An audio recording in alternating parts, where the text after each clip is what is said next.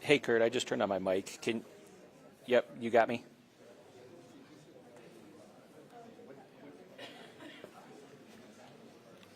Okay, thanks. Yep, check from Jim, 1, 2, check 1, 2, check 1, 2. Hey guys, just so that you know, we're about 3 or 4 rows deep here. It's not going to be very easy to hop in front of a camera after this thing. Or before it? Yeah, or before. There's got to be more than 100 people in this room.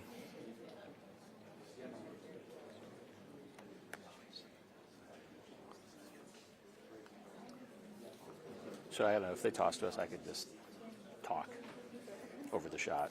That's fair.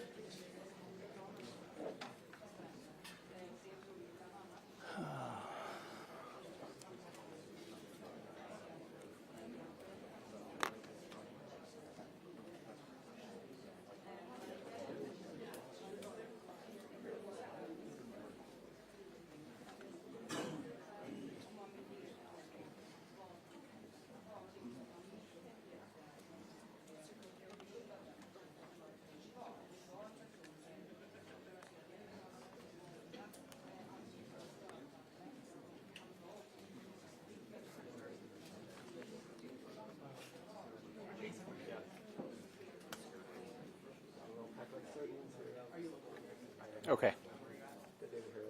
Okay. Yep. Yep, yep. Well, it's kind of in Provo right now. It's unfortunate. How long have you been at 2? 7 years now. Yeah, July just hit 7 years. You know, and I worked out there. I worked when we were out West Valley. Oh, really? Yeah. Okay. I was the photographer at the telescene stage. I did commercial work. And I'd go out on stand-ups now and then. But so anyway, Yeah. then I went freelance. And Okay, gotcha. Yeah.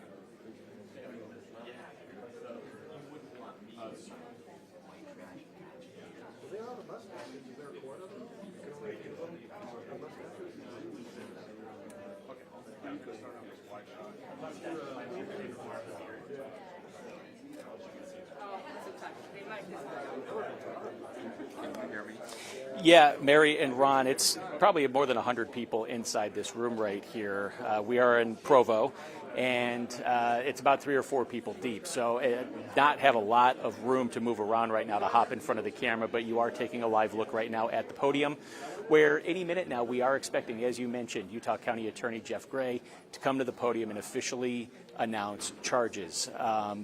They have said that they were going to get this in before the deadline, which would be today.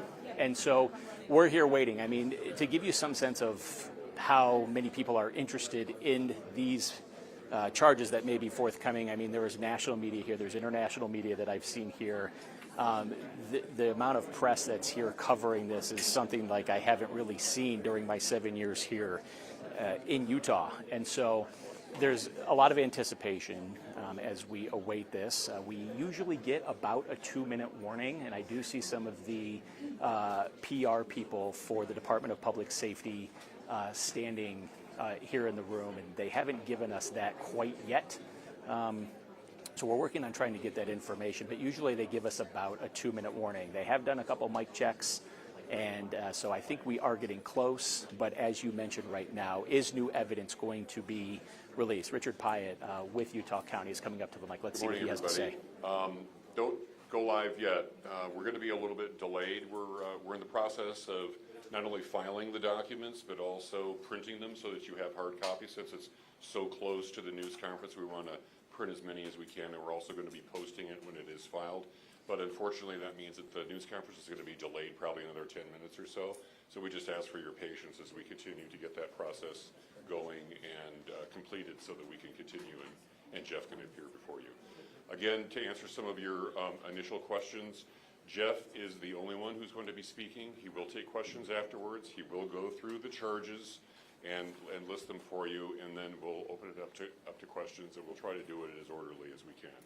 So we appreciate you being here, and we appreciate your patience as you go through this process with us. We'll be right back with you.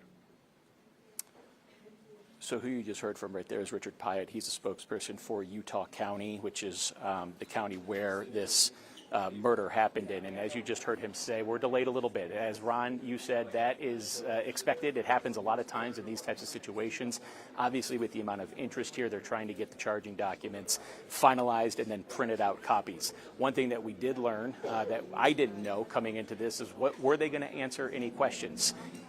Richard mentioned that Jeff Gray, the Utah County Attorney, is going to be the only one who will speak, and then he is opening up to questions. They're going to try to get to as many as they can. There's a lot of information that's been swirling around online and on social media, so hopefully we can get to those questions directly to the source and try to get some confirmation on some of these things that have been speculated widely across social media. So it does seem like we are going to get an opportunity to ask some questions. But I'll toss things back to you in the studio because it looks like we're going to be about another 10 or 15 minutes or so before this thing gets started.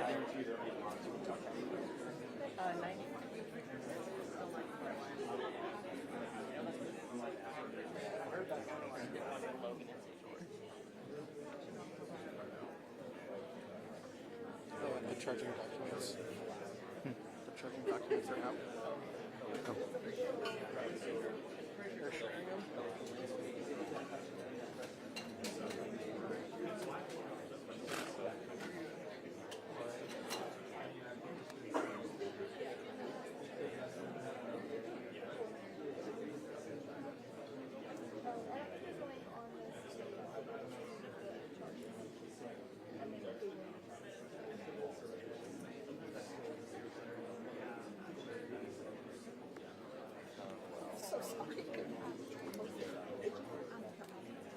It's 5 pages.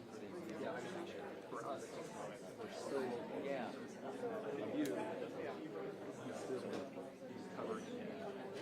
But like, back to that happened here. Nobody has to make it.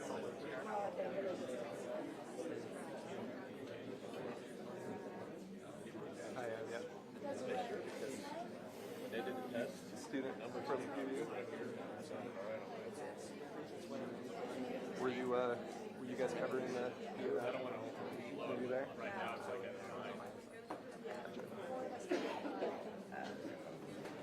do you know Nathan Dunn? One thing we could do. So you said that people are looking through them? He graduated last year. He was the sworn senator. I just saw them looking at him. KSL and What was that? ABC Nash. Not with us. He started at Utah State, so I worked with him up there and he transferred to Utah Valley. No, I bet you they would be like vehemently reading through them. Maybe it was something else. Maybe. Well, I'm glad you guys are here covering. Just do as much reporting as you can on this, right? I mean, it's horrible, but you happen to be in school during the biggest storm that's ever happened for school. So. How you doing with all of it? Yeah. Back to school Wednesday? Tomorrow?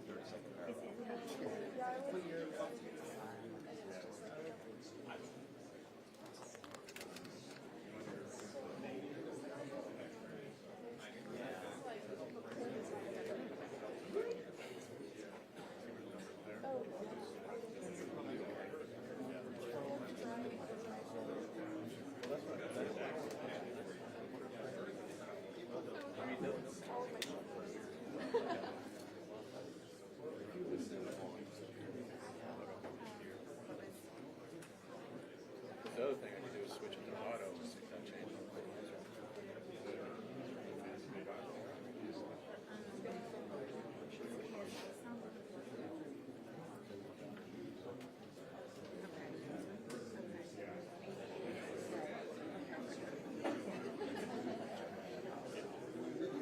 Yeah, I heard it sounds good.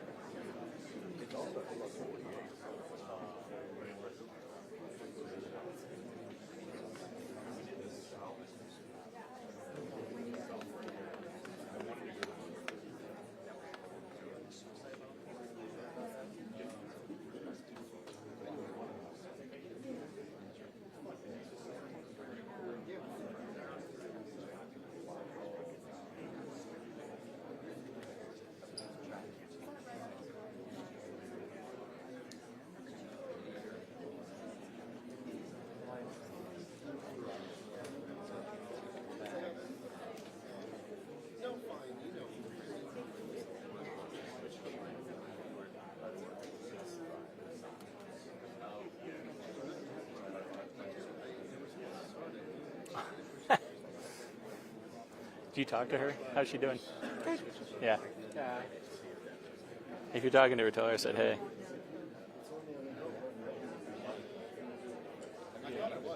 Okay, so the chart here are the charges. We're still the charges are there. We're looking for the document. Okay.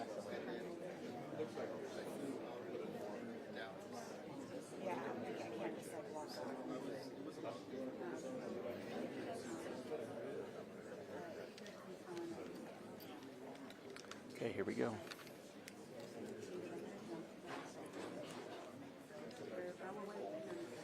All right, hey, feed room, here we go. Okay, ladies and gentlemen, we're to begin. My name is Richard Pyatt. I'm the communications manager for Utah County. I'm working with the Utah County Attorney, Jeff Gray, as he handles this case and as the county deals with the publicity surrounding this case. We appreciate your being here. Jeff will enumerate the charges and detail what the county's findings are up to this point, and then he will take questions. The number of questions may be limited, however. I may cut it off. I may assist him in helping to pick the people who are asking the question. We just ask that you keep the questions to the process of what we're talking about and refrain from asking questions that speculate or get into the political dynamic of the case.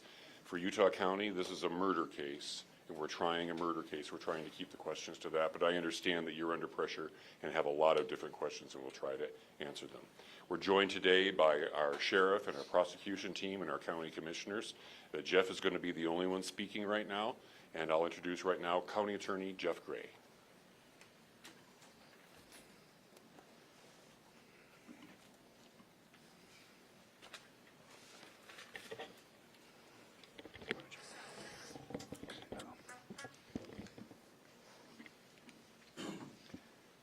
The murder of Charlie Kirk is an American tragedy.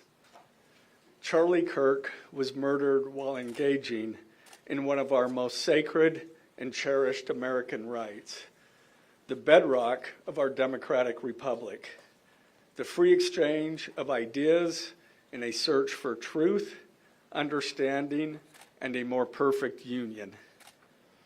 It is also an offense against the state and to the peace and enjoyment of the people of Utah and of all those who visit here. But Charlie Kirk's murder also strikes a more personal and intimate chord. Charlie Kirk was first and foremost a husband and a father to two beautiful young children. He was a son, he was a brother, and a friend. Like all murders, the senseless and needless taking of Charlie Kirk's life has shattered the lives of those he loved and those who loved him. To Charlie's wife, Erica, his two young children, his parents, his family, and his friends, I express my sincere condolences and offer my heartfelt prayers on your behalf. I also want to express my concern for everyone who was at Charlie's Turning Point USA event at the Utah Valley University, and all who have been impacted by this tragedy. As county attorney, I am charged with bringing justice to those who offend our laws. I am charged with bringing justice for those who are harmed. I am charged with bringing justice for Charlie Kirk. I am committed to these aims. I take this responsibility seriously. Today, after reviewing the evidence that law enforcement has collected thus far, I am filing a criminal information charging Tyler James Robinson, age 22, with the following crimes.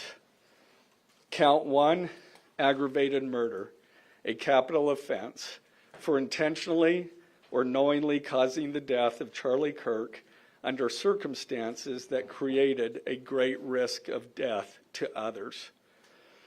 Count 2, felony discharge of a firearm causing serious bodily injury, a first-degree felony.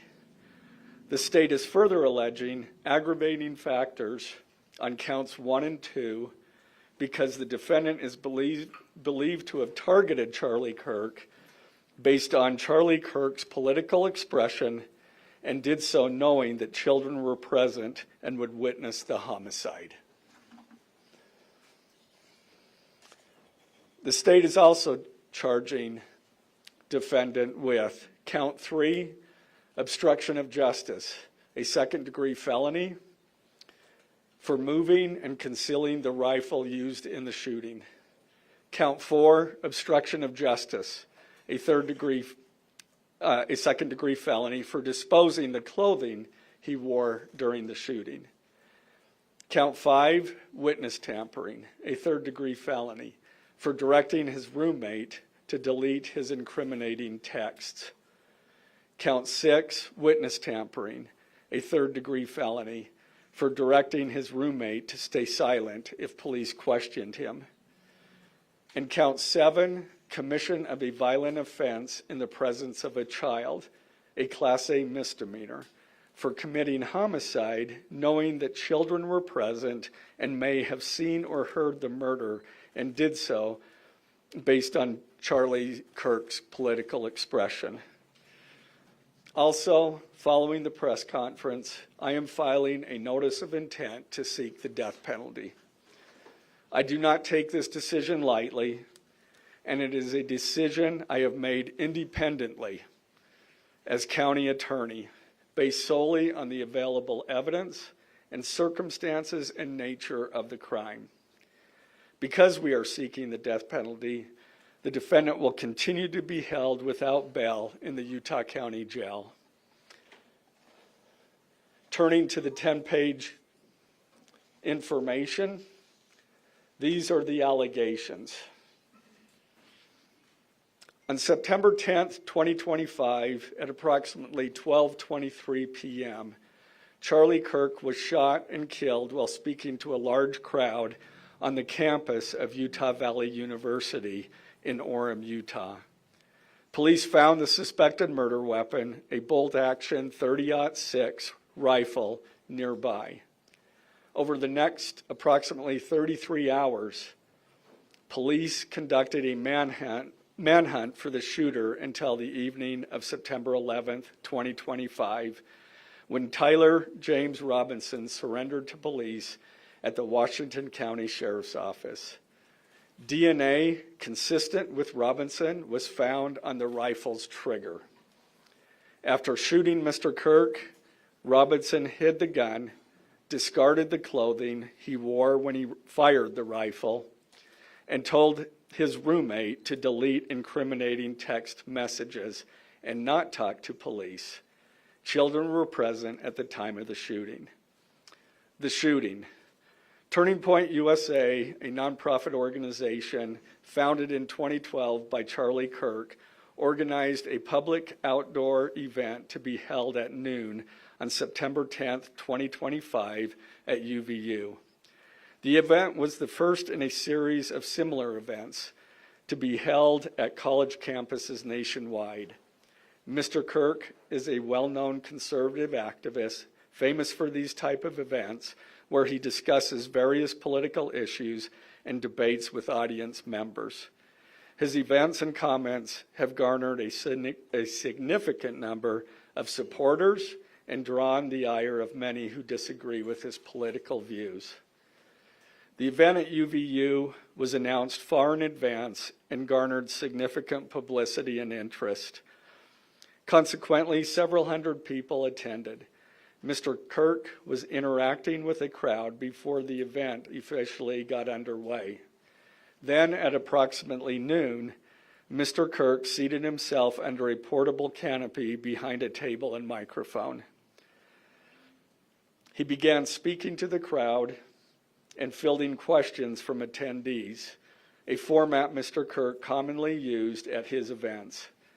Mr. Kirk allowed his questioners to approach a microphone positioned directly in front of him. Mr. Kirk's team members were very close to him on his right and left, as well as some behind his canopy and others at various close locations near him.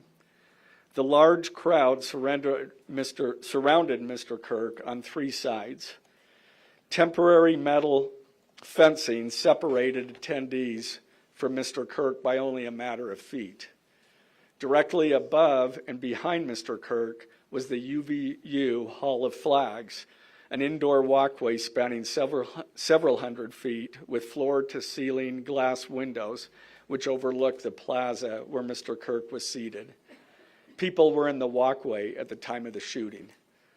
Approximately 15 minutes into the event, Mr. Kirk was answering a question about mass shootings by transgender individuals when a gunshot rang out. The bullet struck Mr. Kirk in the neck. He slumped to the ground almost immediately. The bullet's trajectory passed closely to several other individuals beside Mr. Kirk, including the questioner who was standing directly in front of Mr. Kirk. Children were visible near Mr. Kirk's stage when he was shot. Mr. Kirk was rushed to a nearby hospital where he was declared deceased. The medical examiner's report is still pending. So UVU surveillance.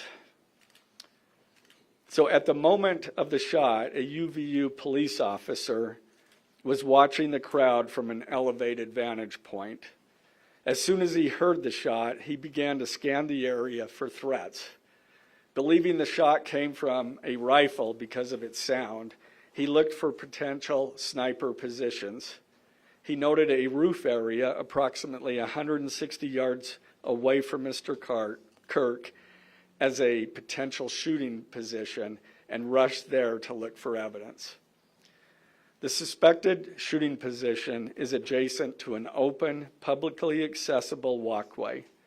To access the suspected location, A person must climb over a railing and then drop to the roof only slightly below. The UV officer climbed over the railing and down onto the roof. He then walked to the suspected shooting position and confirmed a clear shooting corridor between the position and Mr. Kirk's seat.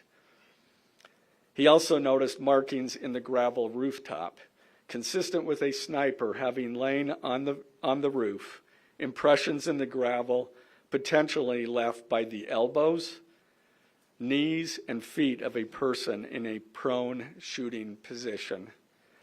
Police reviewed surveillance from the camera covering the roof and discovered that it recorded an individual dressed in dark clothing cross the railing from the public walkway and drop onto the roof at approximately 12:15 p.m.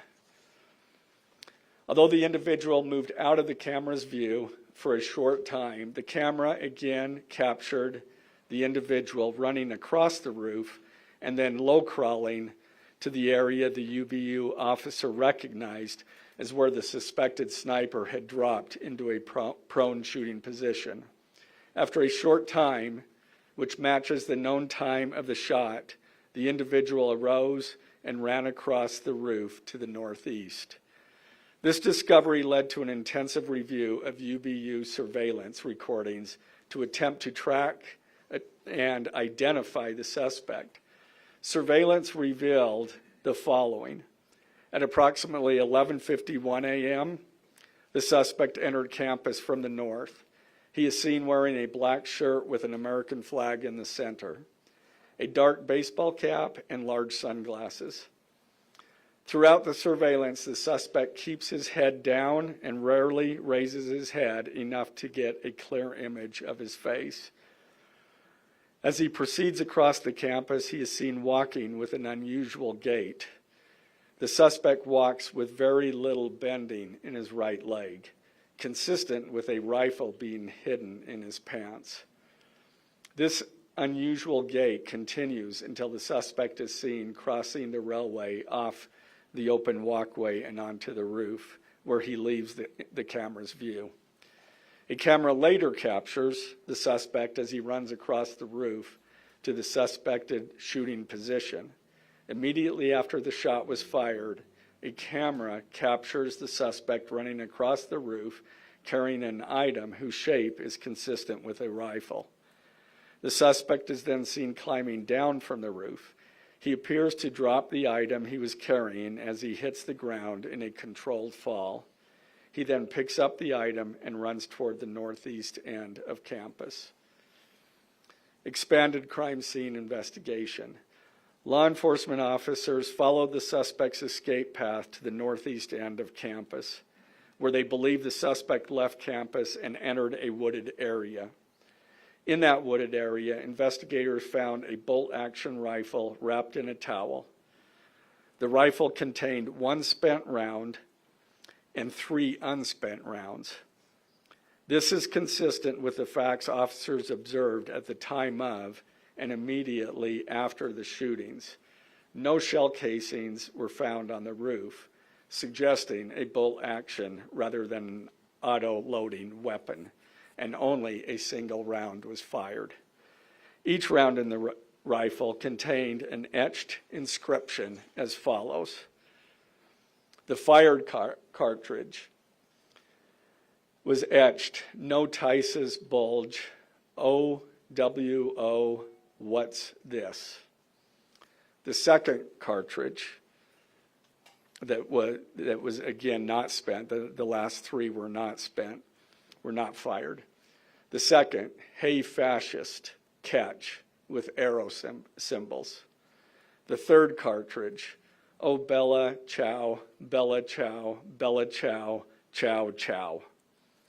The fourth cartridge, "If you read this, you are gay," LMAO. The rifle, ammunition rounds, and towel were sent for forensic processing. DNA consistent with defendant was found on the trigger, other parts of the rifle, the fired cartridge casing, 2 of the 3 unfired cartridges, and the towel. Law enforcement was unable to immediately locate the shooter, so they published photos of the shooter from the UVU surveillance cameras and asked for the public's help to identify him. Meanwhile, law enforcement continued to try to identify the shooter through other means. The Washington County investigation. On the evening of September 11th, 2025, as law enforcement continued their investigation, Tyler James Robinson went to the Washington County Sheriff's Office with his parents and a family friend to turn himself in. Robinson's mother stated that the following to police. On September 11th, 2025, the day after the shooting, Robinson's mother saw the photo of the shooter in the news and thought the shooter looked like her son. Robinson's mother called her son and asked him where he was. He said he was at home sick and that he had also been at homesick on September 10th. Robinson's mother expressed concern to her husband that the suspect shooter looked like Robinson. Robinson's father agreed. Robinson's mother explained that over the last year or so, Robinson had become more political and had started to lean more to the left, becoming more pro-gay and trans rights oriented. She stated that Robinson began to date his roommate, a biological male who was transitioning genders. This resulted in several discussions with family members, but especially between Robinson and his father, who have very different political views. In one conversation before the shooting, Robinson mentioned that Charlie Kirk would be holding an event at UVU, which Robinson said was a stupid venue for the event. Robinson accused Kirk of spreading hate. Robinson's father reported that when his wife showed him the surveillance image of the suspected shooter in the news, he agreed that it looked like their son. He also believed that the rifle that police suspected the shooter used matched a rifle that was given to his son as a gift. As a result, Robinson's father contacted his son and asked him to send a photo of the rifle. Robinson did not respond. However, Robinson's father spoke on the phone with Robinson. Robinson implied that he planned to take his own life. Robinson's parents were able to convince him to meet at their home. As they discussed the situation, Robinson implied that he was the shooter and stated that he couldn't go to jail and just wanted to end it. When asked why he did it, Robinson explained there is too much evil and the guy, referring to Charlie Kirk, spreads too much hate. They talked about Robinson turning himself in and convinced Robinson to speak with a family friend who is a retired deputy sheriff. At Robinson's father's request, the family friend met with Robinson and his parents and convinced Robinson to turn himself in. The family friend spoke to police and reported telling Robinson that it would be best if he brought all evidence with him to the sheriff's office to avoid police having to search his parents' home. The friend also asked Robinson if he had any clothes that were related to what he did. Robinson replied that he had disposed of the clothes in different areas. The roommate. Police interviewed Robinson's roommate, a biological male who was involved in a romantic relationship with Robinson. The roommate told police that the roommate received messages from Robinson about the shooting, and he did provide those messages to police. On September 10th, 2025, the roommate received a text message from Robinson which said, "Drop what you're doing. Look under my keyboard." The roommate looked under the keyboard and found a note that stated, quote, "I had the opportunity to take out Charlie Kirk, and I'm going to take it." Police found a photograph of this note. The following text exchange then took place. After reading the note, the roommate responded, "What? You're joking, right? Robinson, I am still okay, my love, but am stuck in Orem for a little while longer yet. Shouldn't be long until I can come home, but I gotta grab my rifle still. To be honest, I had hoped to keep this secret till I died of old age. I am sorry to involve you. Roommate, you weren't the one who did it, right? Robinson, I am. I'm sorry. Roommate, I thought they caught the person. Robinson, no, they grabbed some crazy old dude, then interrogated someone in similar clothing. I had planned to grab my rifle from my drop point shortly after, but most of that side of town got locked down. It's quiet, almost enough to get out, but there's one vehicle lingering. Roommate, why? Robinson, why did I do it? Roommate, yeah. Robinson, I had enough of his hatred. Some hate can't be negotiated out. If I am able to grab my rifle unseen, I will have left no evidence. Going to attempt to retrieve it again. Hopefully they have moved on. I haven't seen anything about them finding it. Roommate, how long have you been planning this? Robinson, a bit over a week, I believe. I can get close to it, but there is a squad car parked right by it. I think they already swept that spot, but I don't want to chance it. Robinson again, I'm wishing I had circled back and grabbed it as soon as I got to my vehicle. I'm worried what my old man would do if I didn't bring back Grandpa's rifle. IDEK if it's had a serial number, but it wouldn't trace to me. I worry about prints. I had to leave it in a bush where I changed outfits. Didn't have the ability or time to bring it with. I might have to abandon it and hope they don't find prints. How the F will I explain losing it to my old man? Only thing I left was the rifle wrapped in a towel. Remember how I was engraving bullets? The F in messages are mostly a big meme. If I see notice bulge UWU on Fox News, I might have a stroke all right. I'm going to have to leave it. That really effing sucks. Judging from today, I'd say Grandpa's gun does just fine, IDK. I think that was a $2K scope. Wink, wink. Robinson again, delete this exchange. Again, Robinson, my dad wants photos of the rifle. He says Grandpa wants to know who has what. The feds released a photo of the rifle, and it is very unique. He's calling me, RN, not answering. Robinson, since Trump got into office, my dad has been pretty diehard MAGA. Robinson, I'm going to turn myself in willingly. One of my neighbors here is a deputy for the sheriff. Again, you are all I worry about, love. That came from Robinson. Roommate, I'm much more worried about you. Robinson, don't talk to the media, please. Don't take any interviews or make any comments. If any police ask you questions, ask for a lawyer and stay silent.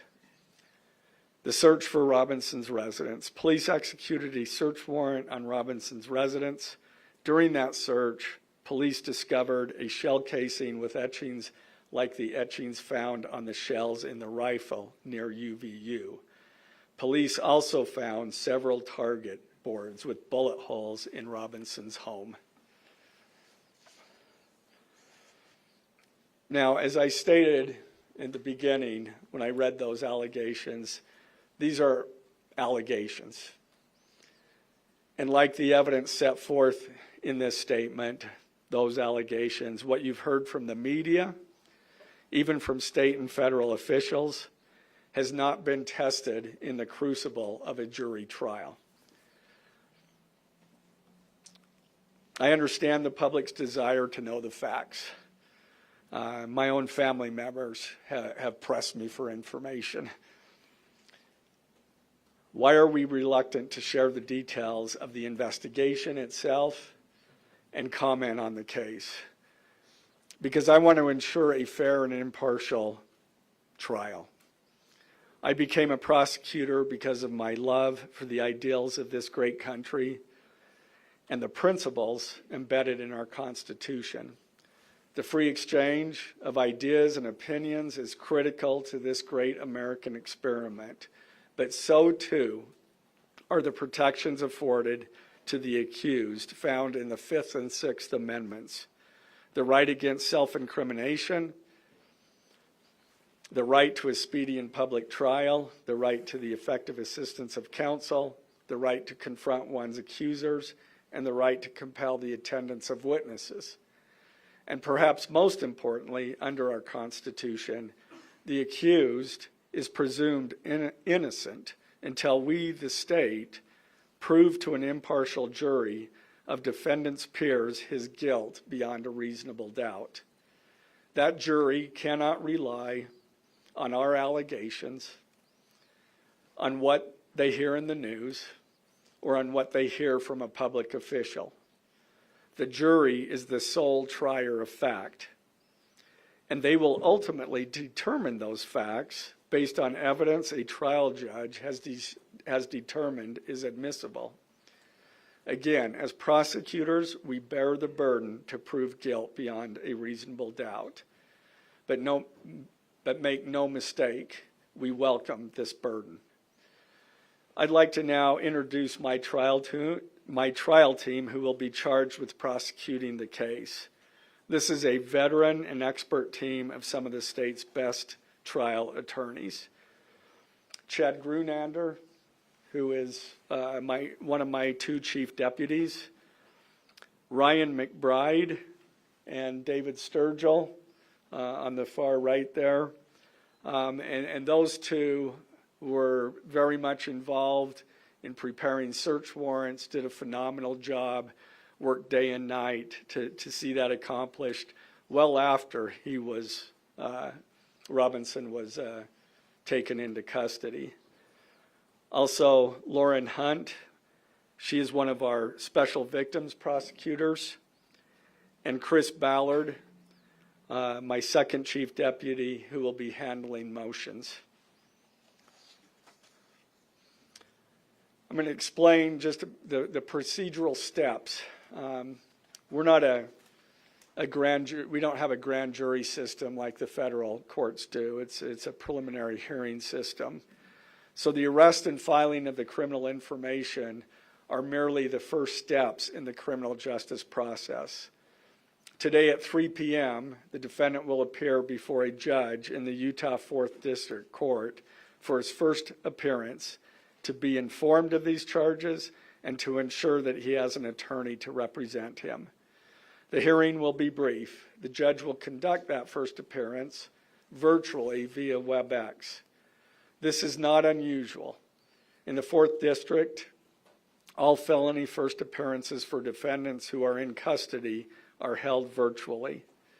A link to that hearing is available for media on the Utah State Court's X account at Utah State Courts. Now, following defendant's first appearance, he will be entitled to a preliminary hearing. At that hearing, the state will be required to show probable cause that defendant committed the crimes. The purpose of the preliminary hearing is not to determine guilt, but simply to assure the court that the prosecution has enough evidence to proceed to trial. If a judge finds probable cause and binds the case over for trial, an arraignment hearing will be held. At that hearing, a judge will again inform defendant of the charges against him and require him to enter a plea to each charge. The next step following the arraignment is an opportunity for the parties to file any relevant motions and then ultimately the trial itself. This case has generated a tremendous amount of interest across our nation and even the world. The public's desire for information is understandable, but it bears reiterating that this case will be tried in a court of law consistent with our Constitution, not the court of public opinion. Thus, we will only discuss with the press, discuss the case with the press occasionally. It will not be a day-to-day or even week-to-week occurrence, but we will only do so in a manner as not to jeopardize the fair trial process. Before I conclude, I want to express my appreciation for the tireless work of our local, state, and federal law enforcement officers. They have an extremely difficult, dangerous, and often thankless job. I'm proud to acknowledge the exceptional work they do every day, and particularly their work on this case. It was truly a marvel to witness. Their skilled work and dedication have brought us to this point. I'm also grateful for the leadership demonstrated by Bo Mason, the Commissioner of the Utah Department of Public Safety, FBI Special Agent in Charge Rob Bowles, Utah County Sheriff Mike Smith, our local police chiefs, and Felice John Vitti, the acting U.S. Attorney for the District of Utah. I'm also grateful for the support of our Governor, Spencer Cox, and our Attorney General, Derek Brown, who is standing behind me today and has offered his support and resources as we proceed to trial. Finally, I want to thank our Utah County Commissioners, Amelia Powers Gardner, Brandon Gordon, and Skylar Beltran. They too have pledged to assist with the resources needed to successfully prosecute this case. I will now take a few questions. For questions, ladies and gentlemen, just really fast, if you could identify yourself and what organization. Yeah, thank you. Okay. Investigation uncover any individuals that may have known about this shooting in advance? They are still looking into it. It's an undergoing investigation. So is that a possibility? They haven't ruled that out. Ed Lavanero with CNN, the text messages you exchanged with the roommate, can you kind of give us a sense of, did that happen over several hours? Did it happen before? I don't have that information.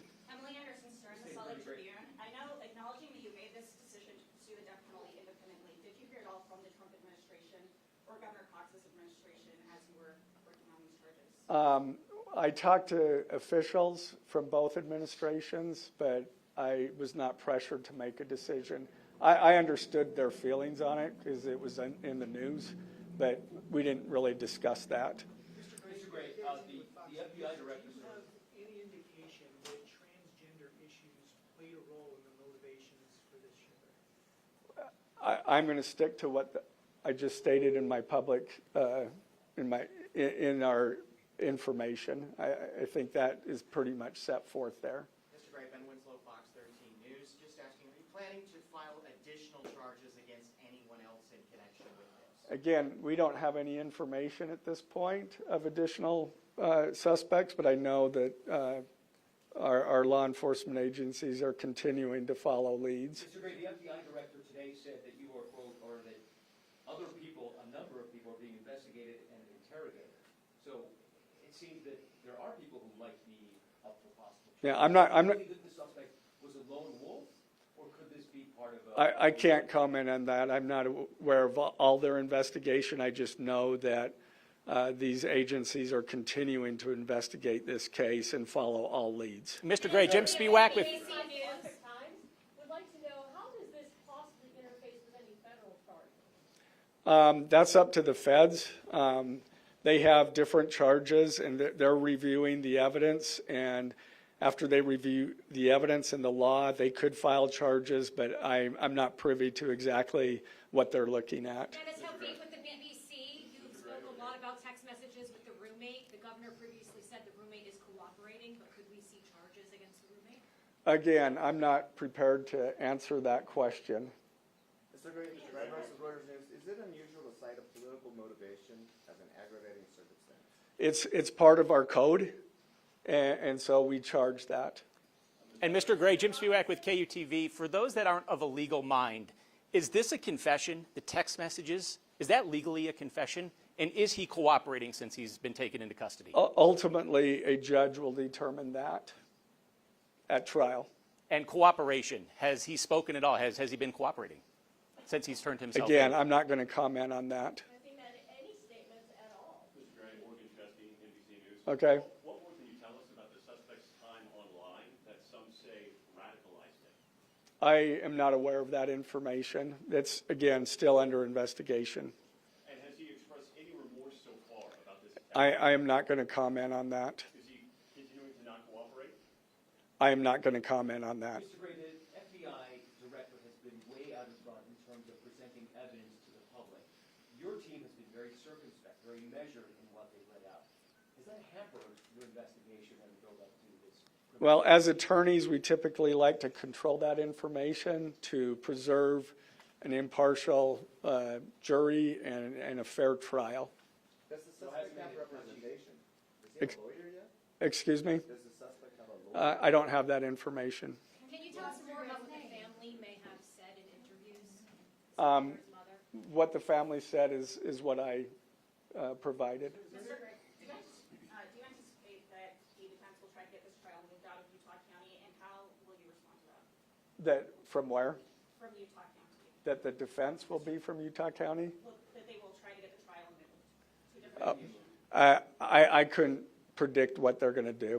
You say, is there any evidence to suggest that the timing of the shot and the question that was asked about mass shootings transgender, is that more than coincidence? That will be for a jury to decide. Mr. Gray, are you confident that the roommate had no part of this attack whatsoever? Again, I'm not going to comment on the evidence. But the evidence so far, does it show any involvement?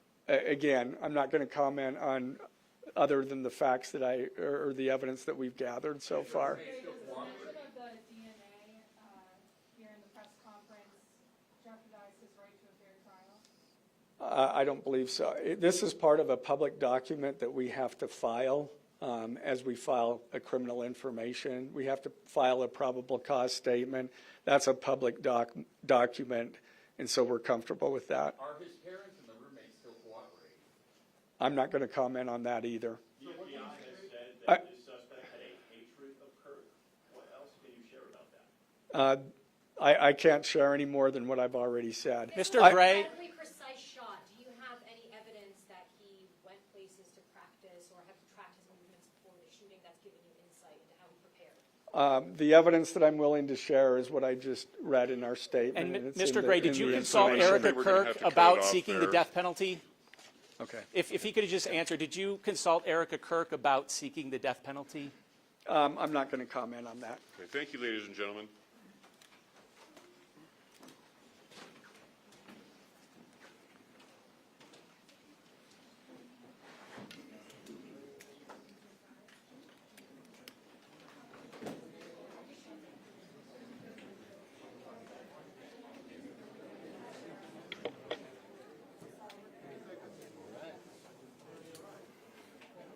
Okay, we're standing by. I think all of you know that the charges will be available online.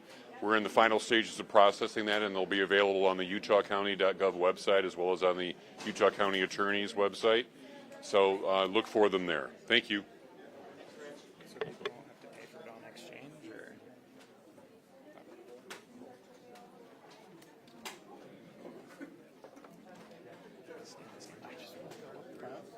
Just step over the line.